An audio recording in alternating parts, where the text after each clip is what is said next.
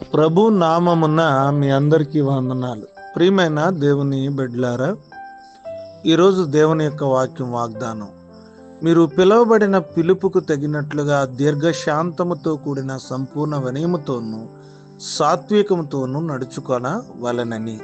ఎఫెసీయులకు రాసిన పత్రిక 4:2.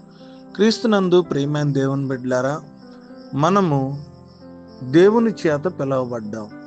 ప్రతి మనిషి కూడా జాగ్రత్తగా గమనించాలి. క్రైస్తవుడు, దేవుడు మనని పిలిచాడు కాబట్టి పిలుపుకు తగినట్లుగా మన జీవితంలో దీర్ఘశాంతం ఉండాలి, శాంతముతో మనము జీవించాలి అని దేవుని యొక్క వాక్యం సెలవిస్తుంది.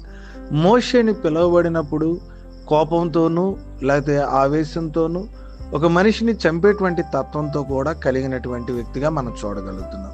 కానీ దేవుడు పిలిచిన తర్వాత తనలో దీర్ఘశాంతము కలిగినట్టుగా, చాలా వినయము కలిగినట్టుగా, సాత్వికము కలిగినట్టుగా మోషే గారి జీవితంలో మనం చూడగలం. దేవుడు యొక్క వాక్యం సెలవిస్తుంది, మోషే నా ఇల్లంతటిలో నమ్మకమైన వ్యక్తి, మోషే భూమి మీద సాత్వికుడు అనేటువంటి విషయాన్ని దేవుడు తెలియజేస్తాడు. మీరు పిలువబడినప్పుడు అంతకుముందు జీవితంలో మీలో కోపం, ఆవేశం లేకపోతే ఆగ్రహం, అనేకమైనటువంటి విధానాలు ఉండొచ్చు. కానీ దేవుడు మనం పిలుచుకున్నాడు కాబట్టి దీర్ఘశాంతం కలిగి ఉండాలి, సంపూర్ణ వినయం కలిగి ఉండాలి, దేవుని మాటకు విధేయత చూపించాలి, సాత్వికంతో నడవాలి. ప్రియమైన దేవుని బిడ్డలారా, మీ పిలుపుని మర్చిపోయి ఆగ్రహవేశాలతో కానీ కోపంతో కానీ మనం జీవించినట్లయితే పిలుపు నుంచి దూరం అవుతాం, దేవుని ఆశీర్వాదాలు కోల్పోతాం.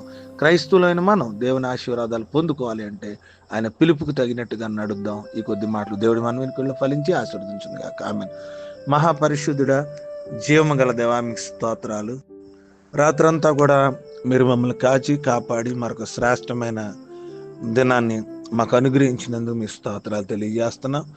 నేను ఈ యొక్క ఉదయకాల సమయంలో మిమ్మల్ని ఆరాధించే కృప, వేకునే లేచే కృప మీరు ఇచ్చినందుకు మీ స్తోత్రాలు. మీరు మీ పిలుపునకు తగినట్లుగా దీర్ఘశాంతంతో మీరు నడవాలని ఎఫెసీ రాసిన పత్రిక ద్వారా మరలా 4:2 మాట్లాడు.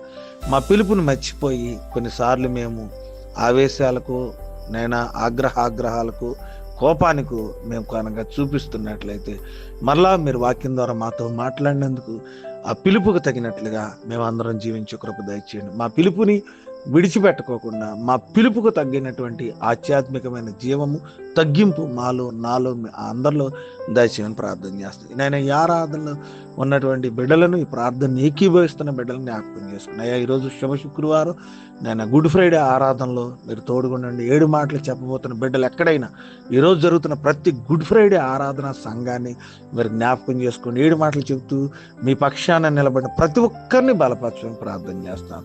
ప్రత్యేకించి మీ పాశ్చందులో ప్రభా ప్రార్థన చేస్తా ఉన్నాను.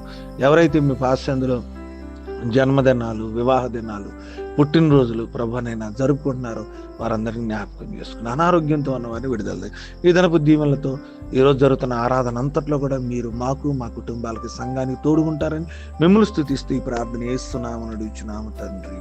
ఆమేన్, ఆమేన్, ఆమేన్.